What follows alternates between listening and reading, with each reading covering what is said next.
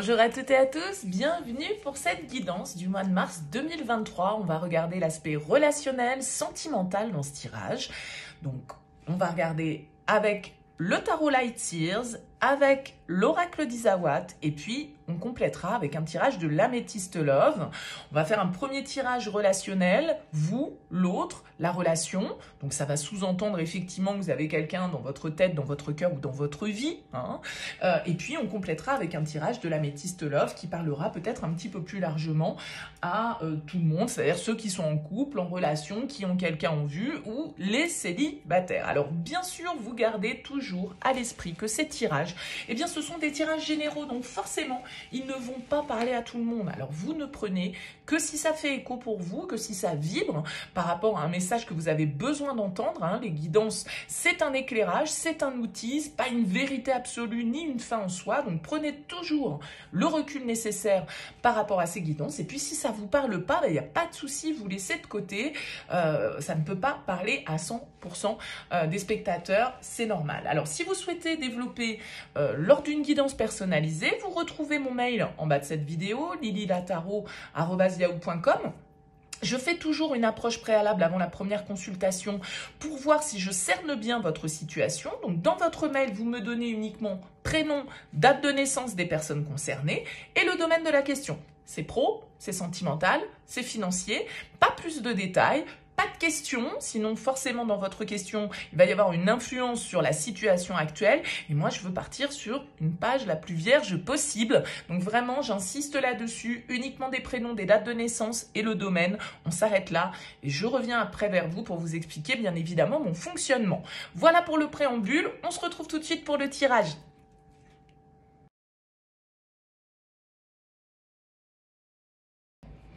Bienvenue à vous les Sagittaires pour cette guidance relationnelle sentimentale pour ce mois de mars. On regarde ici votre énergie, l'énergie du partenaire, ce que vous attendez pour ce mois de mars de l'autre, ce que l'autre va vous offrir, ce qu'il y aura à dépasser, le conseil et vers quoi tend cette relation sur cette fin mars 2023. On ira ensuite compléter avec l'améthyste Love. On découvre tout de suite les Sagittaires, votre énergie à vous ici.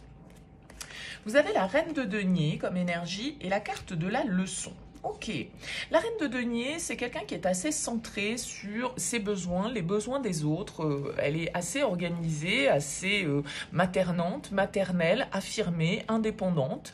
C'est une reine qui a envie de stabilité, qui est attachée à ses ressources, qui est attachée à une certaine forme de confort, de bien-être. En tout cas, la reine de denier, elle a envie de construire sur du long terme. Elle a envie d'investir son énergie de manière intelligente, elle gère bien ses ressources et elle a envie que tout ça se fasse dans la meilleure harmonie possible. Alors peut-être l'énergie d'un signe de terre, pourquoi pas autour de vous, mais avec la carte de la leçon ici, on a l'impression que cette femme-là, alors peut-être que c'est vous, cette reine de denier, cette femme en tout cas, elle a acquis une certaine forme de sagesse. Elle a acquis une certaine forme de sagesse parce que elle a su, ici, avec la carte des leçons, justement, tirer des leçons de ses expériences précédentes. Ne plus reproduire les mêmes erreurs. Se servir de ses expériences, bonnes ou mauvaises, pour pouvoir justement juger au mieux la situation actuelle. Donc peut-être que cette reine de denier, ici, eh bien, elle est en train d'examiner une situation sentimentale avec la carte de la leçon. Il y a peut-être certaines situations qui se reproduisent, un cercle un peu vicieux dans lequel on est, ou un schéma qui se répète ici et qui nécessite d'être analysé de manière très pragmatique avec cette reine de denier. Parce que la reine de denier, elle veut être rassurée, elle veut de la consistance, elle veut du concret. Et eh bien, peut-être que ça n'a pas toujours été le cas dans sa vie et qu'avec cette carte de la leçon, on nous dit, bon, voilà, il faut savoir tirer des leçons de ce qui s'est passé auparavant et même méthode, même résultat. Donc, si on veut des résultats différents, peut-être qu'il faut changer la méthode aussi. Quelle énergie face à vous? 6 de bâton, l'énergie du partenaire avec le soupirant. Ok, bon, on a quelqu'un ici qui, je pense, a envie de mettre en lumière ses sentiments.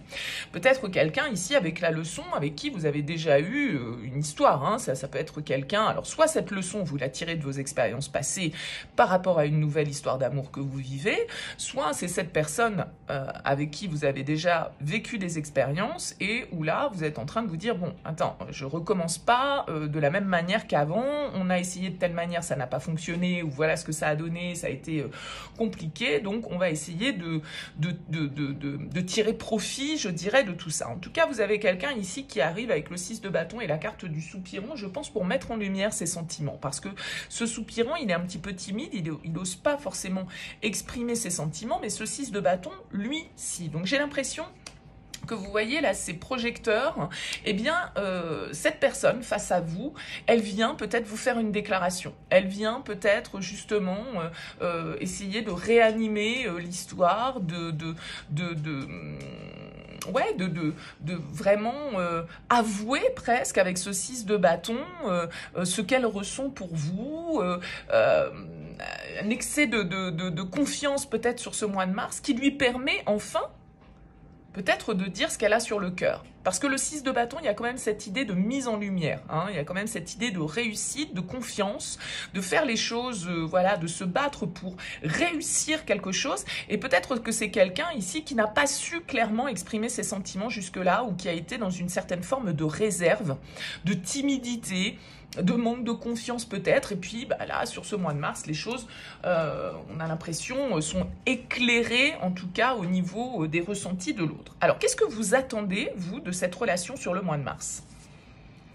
Les amoureux, rien que ça, et la bûche. Ok, moi je pense qu'ici, avec la carte des amoureux, vous attendez de l'harmonie, vous attendez de l'engagement, vous attendez peut-être une prise de décision claire de la part de cette personne. Les amoureux, ça nous parle d'amour, bien évidemment, ça nous parle d'engagement, d'union. Hein, vraiment, on a ces deux personnages qui sont totalement liés l'un à l'autre, donc on a évidemment cette notion d'amour et de lien, mais on a aussi cette notion dans le tarot de choix, de prendre une décision avec le cœur, de prendre une décision qui soit claire et qui puisse nous permettre justement l'engagement. D'accord? Donc vous, ce que vous attendez, c'est peut-être justement une déclaration, on va dire, claire des sentiments de l'autre et de ce que l'autre attend de la relation. Hein. Parce qu'avec la bûche, on voit qu'il y a pu y avoir des retards, on voit qu'il y a pu y avoir des empêchements, entre guillemets, dans cette relation. C'est peut-être là-dessus qu'il y a des leçons à tirer, hein, parce que tout n'a peut-être pas été simple ici dans ce lien. Et vous, au jour d'aujourd'hui, bah, vous en avez marre qu'on vous fasse des croche-pattes, vous en avez marre de trébucher. Et ce que vous voulez, eh bien, c'est de l'engagement, c'est de l'harmonie, c'est du partage, et c'est une relation qui soit sincère, vraie, et avoir quelqu'un, son alter ego, avec cette carte des amoureux, quelqu'un sur qui on puisse compter, et où, voilà, on sait qu'on est dans la sincérité des sentiments. Alors, qu'est-ce que l'autre va vous offrir? Qu'est-ce que l'autre va vous apporter? La reine de bâton et la rencontre. Ok, moi je pense que cette personne ici, elle a envie de retrouvailles. Elle a envie... avec cette reine de bâton, de vous séduire. Hein. Ça peut être quelqu'un, je le disais, avec la carte du soupirant, ça peut être quelqu'un de nouveau dans votre vie, hein, quelqu'un qui n'a pas encore exprimé totalement ses sentiments, qui reste un petit peu dans l'ombre et qui peut-être sur ce mois de mars va justement faire la démarche ici de se révéler, de vous séduire, d'essayer de vous éblouir, d'essayer de vous en mettre plein la vue ici et de vous impressionner. Hein. J'ai un petit peu l'impression que c'est ça. Et vous pourriez vous dire, ouais, ok, c'est bien, mais moi, tu sais, les paillettes, j'en ai déjà eu, on m'en a déjà mis plein les yeux, des paillettes, et puis derrière, j'ai pas forcément eu les résultats escomptés. Donc moi, ce que je veux maintenant, c'est des choses claires, je veux pas des choses bancales, je veux pas des choses sur lesquelles, voilà, on puisse se casser la figure, quoi. Moi, je veux que la ligne, elle soit bien droite et je veux pas tergiverser. Et donc, je pense que cette personne-là, face à vous, avec cette reine de bâton et cette carte de la rencontre, eh bien, c'est quelqu'un, en tout cas, qui a envie de vous séduire. Quelqu'un qui a envie de vous impressionner, qui a envie avec ce 6 de bâton et cette reine de bâton, ça peut être un signe de feu, comme vous, hein. Mais c'est quelqu'un qui, je pense, voilà, a envie de vous éblouir. hein, et a envie de vous attirer, on va dire, dans son environnement, qui a envie de vous plaire, qui a envie de vous convaincre, qui a envie de communiquer, qui a envie de charme, qui a envie de passion, qui a envie de fougue avec cette reine de bâton. C'est plutôt ici des énergies très positives, sachant que, vous voyez, on retrouve ces deux personnages qui s'unissent, et vous, c'est ce que vous voulez, là, les Sagittaires. Donc, ça m'a l'air plutôt bien parti. Qu'est-ce qu'il va y avoir à dépasser? Ouh, le diable et l'escargot. Ah, le diable à dépasser, ça peut être un petit peu notre besoin de contrôler la situation. Le diable nous parle souvent de contrôle, de soumission, de rapport de force, de dépendance, alors de passion, hein, bien évidemment, mais parfois de toxicité aussi. Alors, avec le diable, peut-être que, voilà, on a envie que les choses aillent trop vite, avec la carte de l'escargot, ou au contraire, les choses traînent un petit peu en longueur et ça peut être pénible pour vous parce que avec ce diable, ça vient attiser chez vous vos petits démons. Hein. C'est dans un sens ou dans l'autre, soit parce qu'on veut aller trop vite, ou soit parce que justement on trouve que la situation piétine et que ça n'avance pas suffisamment rapidement, parce que on l'a vu ici, vous pouvez avoir quelqu'un qui a été jusque-là assez timide, hein, qui a été assez avec le soupirant. Voilà, c'est pas forcément quelqu'un qui est en mode conquête, même si je pense que les choses vont bouger sur ce mois de mars. Donc, ce qu'il va y avoir à dépasser, c'est peut-être de ne pas trop être dans les peurs, de ne pas trop mentaliser les choses et de ne pas trop avoir envie de contrôler pour laisser la relation s'épanouir à son rythme avec la carte de l'escargot. Alors, effectivement, il ne faut pas non plus que ce soit d'une lenteur abominable et insoutenable, mais peut-être qu'il y a une notion de temps, de bon timing pour que les choses se fassent. Et c'est peut-être là-dessus que la leçon est à tirer, parce que peut-être que jusque-là, dans vos histoires, tout a été toujours très vite, tout a toujours été très passionnel, très intense, mais pour autant, ça n'a pas donné les résultats escomptés. Donc, mieux vaut peut-être une relation qui prenne son temps, qui aille à son rythme, mais qui aille lentement, mais sûrement vers quelque chose de stable et d'engageant, que d'aller trop vite, d'être dans la passion, et donc, du coup, de se casser la figure derrière. Quel est le conseil ? On a la reine de coupe ici avec le yearling. Je pense qu'ici, on vous invite à être dans la maîtrise au niveau émotionnel. La reine de coupe, c'est celle qui accueille ses émotions, c'est celle qui les maîtrise, c'est celle qui les comprend et qui les accepte. Et cette reine de coupe, elle vous invite à être dans une certaine forme de douceur, dans une certaine forme de bienveillance, dans une certaine forme d'écoute de l'autre, et de soi, bien évidemment. Hein. Vous avez quand même deux reines qui ressortent ici, enfin trois même. Hein. On a trois reines ici, reine de bâton, reine de coupe, reine de denier. Donc, je pense qu'ici, le conseil, c'est de pas trop faire preuve d'instabilité, de pas trop faire preuve d'excès. Avec la carte du yearling, vous voyez, c'est ce cheval un petit peu fougueux, un petit peu indomptable ici. Donc, il y a quelque chose à contenir, j'ai l'impression, pour vous, les Sagittaires. Et ça peut être ça aussi, un petit peu ce diable, de réussir à se contenir, à ne pas tout de suite tomber dans l'excès, à ne pas tout de suite tomber dans la dépendance et dans l'attente, hein, et donc dans l'emprise un petit peu de ses sentiments, et donc du coup d'une certaine forme d'emprise, hein, dans laquelle on peut se mettre involontairement et inconsciemment. Il y a des leçons, rappelez-vous, que vous devez tirer par rapport à vos anciennes histoires ici. Vers quoi tend la relation sur ce mois de mars ? La 2 d'épée et le dolmen. Bon, c'est un peu bloqué avec cette carte du dolmen. Hein. Il y a quand même des choses qui nous empêchent d'avancer. Et c'est dans notre tête avec le 2 d'épée parce qu'on n'est pas au clair, parce qu'on n'arrive peut-être pas justement hein, ici à faire un choix qui soit, comme on le disait avec la carte des amoureux, un choix qui soit clair, qui soit net et qui nous permette de nous engager vraiment de manière à être rassurés, parce que cette reine de denier, elle aime la sécurité, hein, elle aime les certitudes. Et avec la 2 d'épée, on n'en a pas de certitude. Et on est dans la confusion, on est dans le dilemme, on est dans un esprit qui est confus, où il y a certaines vérités qu'on ne voit pas, où il y a certaines décisions qu'on ne prend pas. Et donc, du coup, avec la carte du dolmen, on peut nous dire quand même qu'il y a un petit peu cette notion de lenteur hein, qui peut revenir, parce qu'il peut y avoir des blocages assez importants chez vous ou chez l'autre à dépasser. Il y a certaines problématiques, on va dire, avec la 2 d'épée qui nous freinent. Il y a un blocage. Il y a un blocage. Alors, est-ce que c'est vous, par rapport à votre passé, qui avez besoin de contrôler, qui avez besoin de maîtriser les choses et qui avez bien du mal à être totalement dans le lâcher-prise, dans le laisser-aller et à vous laisser porter par vos sentiments et par vos émotions et vous cherchez trop à contrôler parce que justement, on vous a déjà, comme je le disais, mis de la poudre aux yeux et vous n'avez plus envie de ça et donc du coup, on peut être un petit peu bloqué et avoir du mal à ne pas être dans le contrôle. Hein. On le retrouve ici parce qu'en dos de deck, vous avez la 9 d'épée et c'est une carte de peur.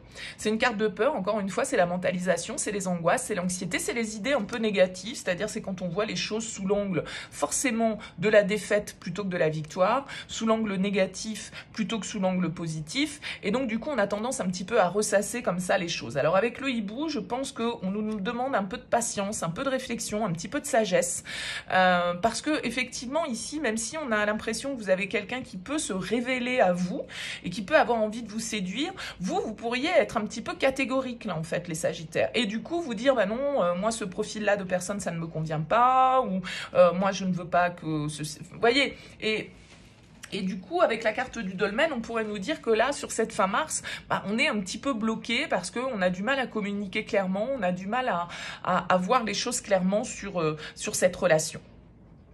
Bon. N'hésitez pas à me dire, hein, bien évidemment, en commentaire. On va poursuivre le tirage avec l'améthyste love. On se retrouve tout de suite. Allez, on poursuit avec l'améthyste love pour voir un petit peu le message complémentaire à ce tirage du tarot et de l'oracle d'Isawat. Alors, on a en dos de deck ici la carte de la fin de cycle, de la froideur. On a Capricorne, Verseau, Poisson. Donc, on a une ambiance comme ça un petit peu glacée qui ressort. Alors, vous voyez, on a la dépendance, l'addiction derrière, la ruse, la méfiance, la prudence. Je l'ai dit tout à l'heure avec le diable dans votre tirage du tarot, on pouvait avoir cette notion un petit peu de tomber tout de suite dans l'excès et dans du coup une certaine forme d'obsession hein, des choses. Bon, on découvre le tirage ensemble. Vous avez l'attente, le temps, la relation stable, les projets. Oui. La loyauté, l'amitié, les secrets, le silence, la foudre, la crise et l'union. Ok. Bon, j'ai l'impression quand même ici qu'on nous parle, entre l'union et la relation stable, d'une relation en tout cas qui est peut-être en place dans votre vie depuis un certain temps. Mais on voit que vous avez su vous montrer patient, en tout cas que vous êtes dans une certaine forme d'attente hein, par rapport à cette personne. D'attente peut-être parce que la relation est terminée au jour d'aujourd'hui. Hein, on peut avoir cette fin de cycle et cette froideur qui ressort. Et on attend et on est peut-être éventuellement ici en rupture de communication hein, par rapport à cette personne. On nous parle de solitude, on nous parle de silence, on nous parle d'isolement. Ok, donc j'ai l'impression ici que dans ce lien, il y a eu une coupure, il y a eu en tout cas une certaine forme de distance, qu'elle soit réelle ou simplement dans les énergies entre vous. Hein. Peut-être parce qu'il y a eu des secrets, peut-être parce qu'il y a eu des choses cachées, peut-être que, voilà, hein, on nous parle de liaison, on nous parle de vie double, on nous parle de relations ou de pensées qui ont été cachées. Alors, voilà, hein, est-ce que c'est parce que l'un d'entre vous est dans une relation stable, a déjà une famille, etc. et donc, du coup, vous avez vécu une relation cachée et c'est peut-être là-dessus qu'on vous demande de tirer des leçons parce que même méthode, même résultat, c'est ce que je disais, hein, si cette personne revient vers vous mais qu'elle est toujours pas disponible, bah, on va arriver au même résultat. Ou si vous rencontrez une nouvelle personne qui, elle non plus, n'est pas disponible, bah, on va arriver au même résultat. Vous voyez, c'est un petit peu ça le principe. Donc, j'ai l'impression ici, en tout cas, que avec la carte de la naissance, il y a l'idée de nouvelles énergies qui se mettent en place, de manière d'ailleurs un petit peu imprévue. Hein. Alors ça peut être une rencontre qui vient un petit peu chambouler l'état des choses. On avait aussi cette notion de rencontre avec le tarot, puisque je vous disais, cette personne, le soupirant là, et la rencontre, vous pouvez en fait, vous, par exemple, être dans l'attente d'une personne de votre passé, quelqu'un avec qui vous n'avez plus de communication, ou en tout cas, vous êtes peut-être dans un couple dans lequel l'échange est au minimum, parce que, bah voilà, même si on est accompagné, même si on est entouré, on a ce sentiment de solitude. Et vous avez peut-être des pensées cachées pour une autre personne, d'accord? Vous avez peut-être eu un coup de foudre pour une autre personne, ici, avec cette carte de la rencontre, ici. Donc, ça vient vous perturber, ça vient vous mettre un petit peu en crise, ici, avec cette carte du burn-out. parce que votre loyauté, votre intégrité, eh bien, elle est mise à l'épreuve. Parce que soit vous êtes en couple avec quelqu'un, mais voilà, la relation, il n'y a plus la chaleur, il n'y a plus l'énergie peut-être que vous attendez, etc.